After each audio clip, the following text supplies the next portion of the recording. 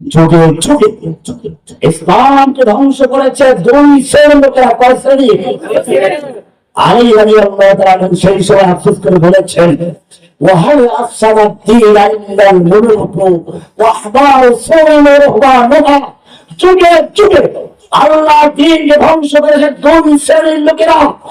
এক শ্রেণী হচ্ছে জালিম শাসকেরা, আরেক শ্রেণী হচ্ছে এই জালিম শাসকদের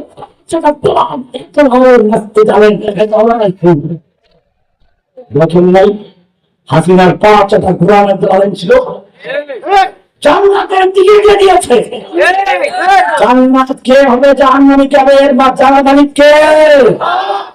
চুরি করে ব্যক্তি। দুনিয়ায় আল্লাহর নবী যাদের সুসংবাদ দিয়েছেন তারা ভিন্ন। আল্লাহর নবী যাদের ব্যাপারে পরিষ্কার সুসংবাদ তারা অন্য কারের ব্যাপারে যদি কেউ টিকে যায় সে জান্নাতি, সে ব্যক্তি ঈমান হারা হয়ে যায়, সে মুসলিম হয়ে যায়। কারণ এই মূল গায়বার একমাত্র কে?